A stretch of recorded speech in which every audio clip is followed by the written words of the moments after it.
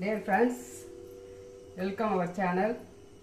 இன்னைக்கு பிறந்தநாள் காணும் அனைவர்களுக்கும் என்னுடைய மனமார்ந்த வாழ்த்துக்கள் மற்றும் நன்றிகளை தெரிவித்துக் கொள்கிறேன். இன்னைக்கு நம்ம முள்ளங்கி சட்னி செய்ய போகிறோம். முள்ளங்கி சட்னிக்கு தேவையான பொருட்கள் பாருங்கள். 2 முள்ளங்கி நல்லா தோல் சீவிட்டு நல்லா கழுவிட்டு தோல் சீவிட்டு பொடியை கட் பண்ணி வச்சுருக்கேன். அதுக்கடுத்து சின்ன வெங்காயம் ஒரு 20-25 சின்ன வெங்காயம், பெரிய வெங்காயம் கூட போட்டுக்கலாம். நான் சின்ன வெங்காயம் போடுறேன். தக்காளி 2 தக்காளி, அதுக்கு உளுத்தம்பருப்பு ஒரு 1.5 ஸ்பூனு, கடலைப்பருப்பு ஒரு 2 ஸ்பூனு, பூண்டு ஒரு 5-6 பல், புளி கொஞ்சம் சின்ன புளி அளவுக்கு, தேங்காய், காஞ்ச மிளகா எடுத்து வச்சுருக்கேன். இப்போ வாங்க நம்ம தாளிக்கலாம்.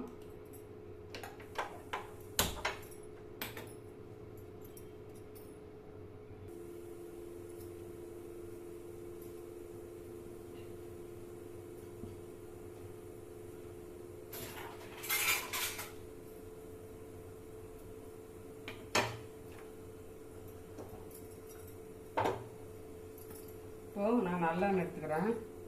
நல்லெண்ணெய் ஊற்றிக்கலாம். ஒரு 2 ஸ்பூன்.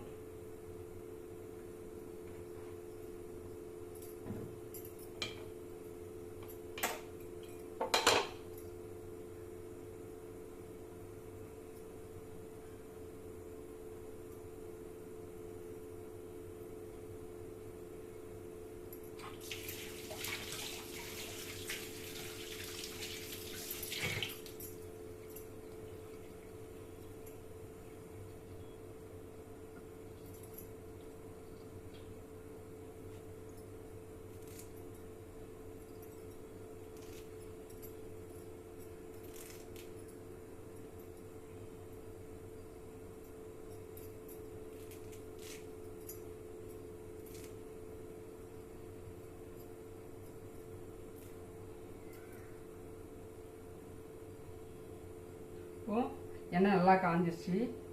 இப்போ நம்ம கருவேப்பிலை போட்டுக்கலாம்.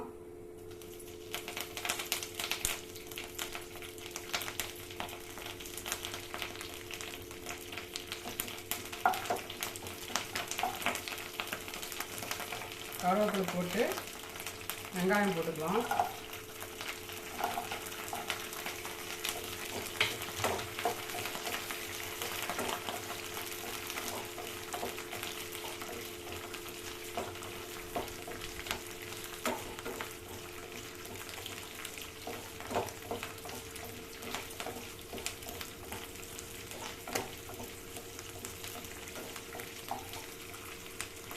இந்த வெங்காயம் நல்லா வதங்கட்டும்.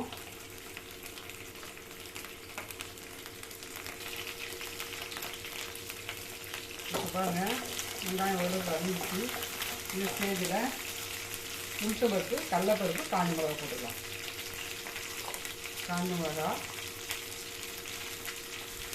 உளுத்தம்பருப்பு, கடலைப்பருப்பு.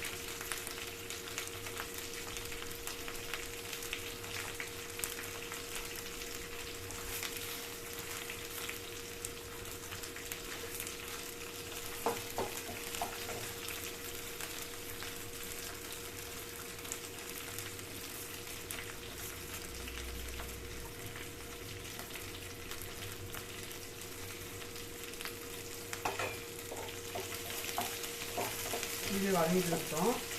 இப்போ முள்ளங்கி பற்றி பார்த்துடலாம். முள்ளங்கி ரொம்ப நீர் சத்து உடையது, ரொம்ப உடம்புக்கு நல்லது.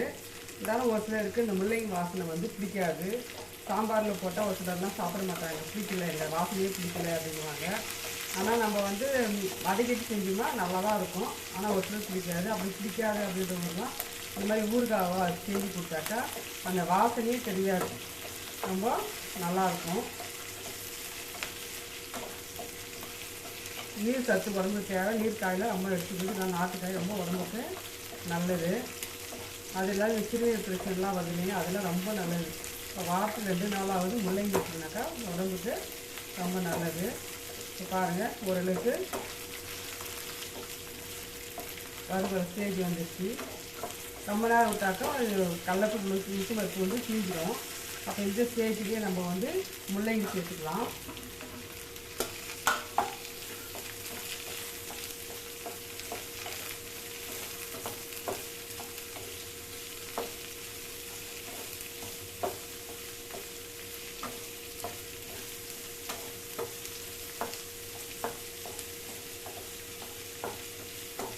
டேஸ்ட் தெரியல இல்லையான்னு தெரியல.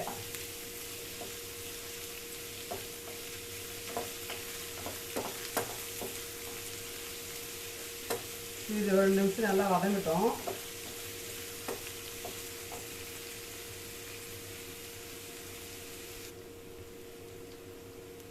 இப்போ இந்த ஸ்டேஜில் தக்காளி சேர்த்துக்கலாம். 2 தக்காளி.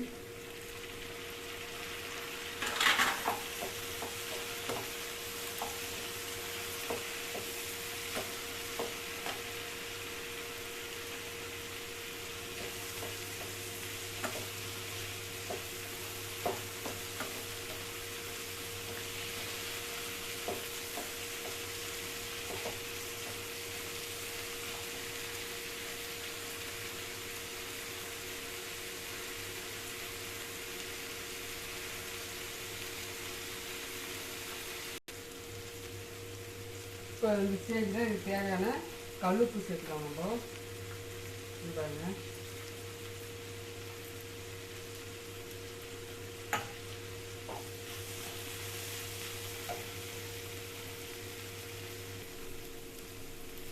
பாருங்க, முள்ளங்கி நல்லா வதங்கிடுச்சு. முள்ளங்கி தக்காளி எல்லாமே நல்லா வதங்கிடுச்சு. இது தீயக்கூடாது. இந்த தீயாவது இருந்தால் நல்லா டேஸ்ட்டாக நல்லாயிருக்கும். இந்த ஸ்டேஜில் பூண்டு, தேங்காய், புளி எல்லாத்தையும் போட்டு சும்மா ஒரு வதக்கி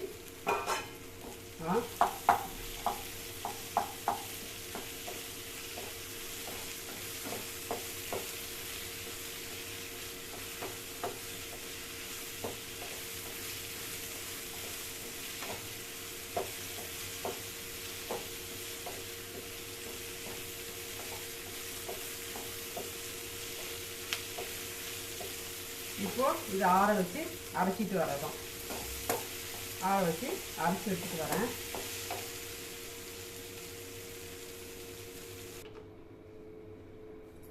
இப்போ ஃப்ரெண்ட்ஸ், இதை அரைச்சி எடுத்துகிட்டு வந்துருப்பாங்க. இதை வச்சு ஒரு தாளிப்பு போட்டுக்கலாம்.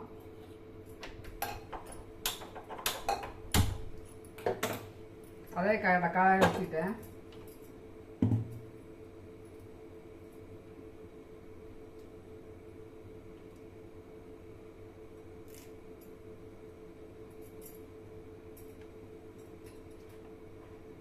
ஸோ கொஞ்சமாக எண்ணெய் ஊற்றிக்கலாம். கொஞ்சமாக தான் போகும்.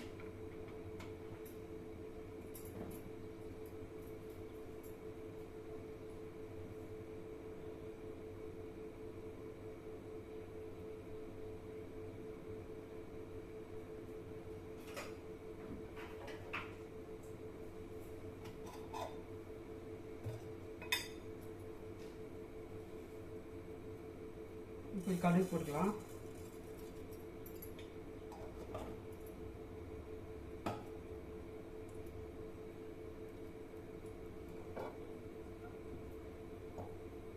இது பார்த்தீங்கன்னாக்கா சாதத்தில் போட்டு பிசைஞ்சு சாப்பிட்டுக்கலாம். இட்லி, சப்பாத்தி, தோசை எதுக்கு வேணாலும் சாப்பிட்டுக்கலாம். சட்னி வந்து எதுக்கு வேணாலும் சாதம் வச்சுக்கிட்டு போட்டு சாப்பிட்டுக்கலாம். தொட்டுக்கு ஒரு அப்பளம் இருந்தால் கூட சாப்பிட்டுக்கலாம். கொஞ்சம் தயிர் இருந்தால் கூட செஞ்சு சாப்பிட்டு, கொஞ்சம் சட்னி, கொஞ்சம் தயிர், ஒரு அப்பளம் தொட்டு ஈஸியாக சிம்பிளாக சாப்பிட்டுக்கலாம்.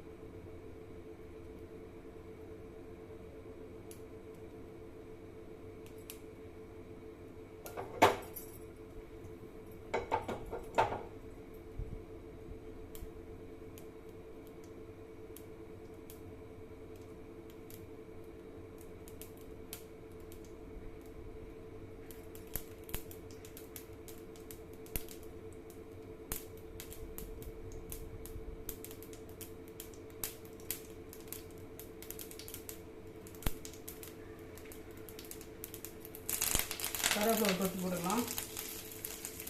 இது கொட்டிக்கலாம்.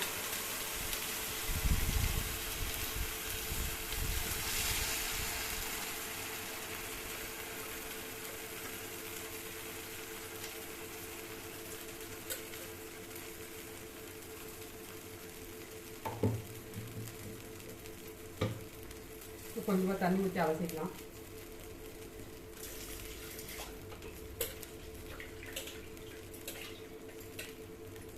ஒரு சிலருக்கு டவுட் வரும், நீங்கள் வந்து முள்ளங்கி போட்டு தக்காளி போட்டீங்க அப்படின்னு சொல்லிட்டு.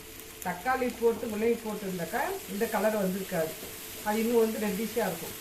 இப்போ முள்ளங்கி போடுறதுனால இந்த கலர் வந்து கொஞ்சம் இந்த கலராக சாண்டல் கலர் இந்த கலரில் இருக்குது. இதுதான் ஒரு வித்தியாசம், வேறு ஒன்றும் இல்லை. சாப்பிட்டு பார்த்துட்டு செஞ்சு பார்த்துட்டு சாப்பிட்டு பார்த்துட்டு எப்படி கமெண்ட் பண்ணுங்கள், லைக் பண்ணுங்கள், ஷேர் பண்ணுங்கள். சும்மா லைட்டாக டேஸ்ட் பண்ணிக்கலாம்.